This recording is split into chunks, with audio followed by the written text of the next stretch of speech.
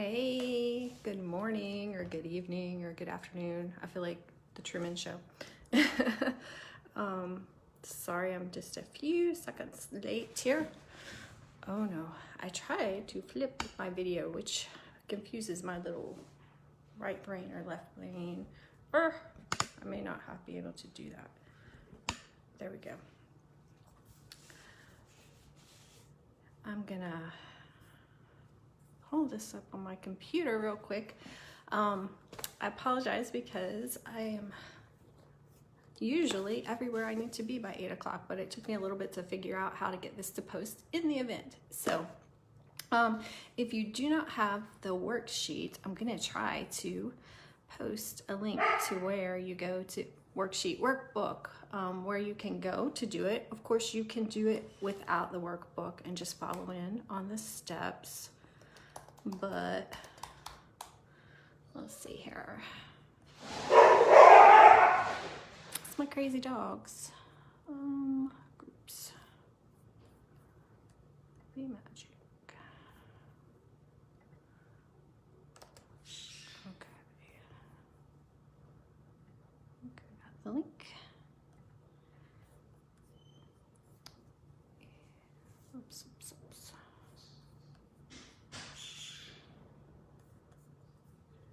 It rained here all night last night. I dreamed it was flooding. Okay, let's see.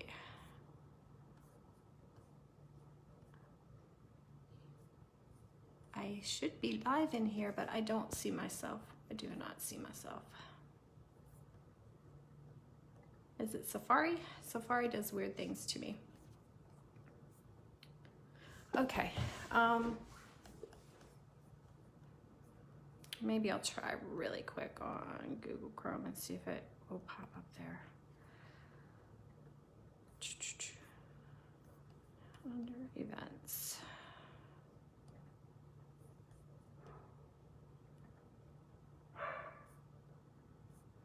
Okay, I was trying to make myself be live under the event form, and maybe I am not live there. Maybe I am just live on my page. Let me see.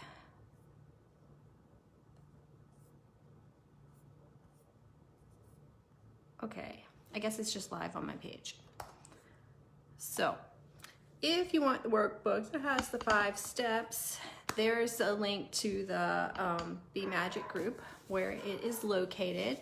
If you're one of the people who has one of my planners, most of the steps are in here, and there's actually a place where you can do all of the steps. So before we get started, I wanted to let you know that you don't have to do magic, even though that's what my shirt says that my daughter got me from the magicians. I don't know. There you go. Anyway, you don't have to do magic necessarily because you are magic. That's why it says be magic. I think we are all magic. I mean, inherently humans, we can create our reality. So the fun is to do it intentionally, right? And so one of the things that I like to do, and that you can get the little workbook, it'll go through the whole steps, but the first thing that I kind of like to look at when I'm planning for the next year is a word of the year. And the reason I do that is so that I have like this theme to kind of come back to. And here's the little twist with the word of the year. It is not something that you get to choose. I mean, you can choose one for yourself, but my recommendation to really get a lot of juice from the word is you allow the word to present itself to you. So if you do any meditation or mindfulness techniques, hey Caesar, greetings to you as well, holiday greetings. If you do something like that, a lot of times that's when your word can come in, when you've set an intention to know from the universe, from your higher self, from ancestors, from spirits you work with, what your word is for the new year, then it'll usually just pop in. And here is the trick to knowing what it is. it kind of makes you want to throw up a little bit. It makes you a little nauseous. It makes you a little scared, because your word of the year is always going to be something that's going to push you out of your comfort zone, because that's where more magic is. That's where things change. That's where you stop thinking the same thoughts every day, and life gets juicy and interesting, and you create something new. It's always out of your comfort zone. So yeah, you're always going to, almost always, that right word is just gonna make you feel, you know, a little queasy in the stomach, or a little nauseous, or just kind of like that, like tightening in the throat, because you know it's gonna require you to be more or show up more than you have in the past year.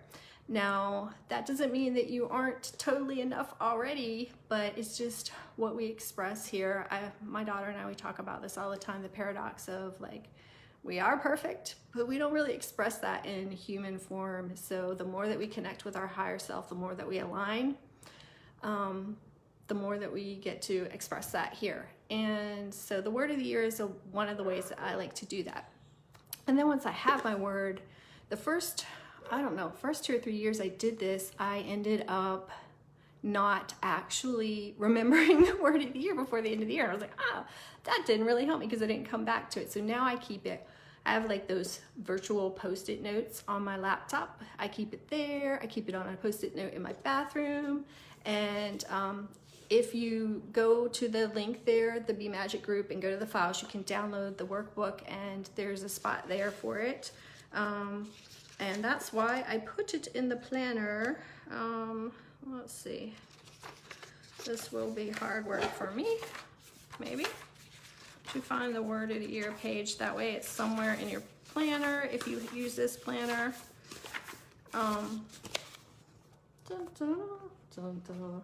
Okay, is it up there? No. I always go backwards when I have my camera flipped, because my brain can't wrap around it. So yeah, don't try too hard. So with this event, I am going to be coming back in and giving you the other 4 steps every hour. And so if you don't come to all of them live, that's fine. They'll all be on the event page, and then they'll all be moved into that Be Magic group where the file is, and they'll be in a unit where you can just find them, tick, tick, and watch all 5. But I am going to do some special giveaways today. I'm going to give a special bonus to anybody who buys a planner. And I'm also going to be giving away one free 1-month membership to my premium daily alchemy program. So I've got to figure out, somehow it's going to be random. I think just anybody who makes a comment in any of the 5 videos, then tonight I will put in all those names into random.org, and then whoever pops up will be the winner. So make sure you at least say hey, that you're here, and let me know. So your first assignment is not to do your word of the day, even though that's what we're talking about, because you can't just usually pull it out of the air. Sometimes if you sit down and meditate, what might it be? It just pops in. But a lot of times it's like you'll find that you're trying to force something or choose something that's not what's being presented by your higher self or by the universe. So what I recommend is that if you have 5 or 10 minutes or even more to either take out a journal, or if you have a planner, you can do this back in the back where the notes are.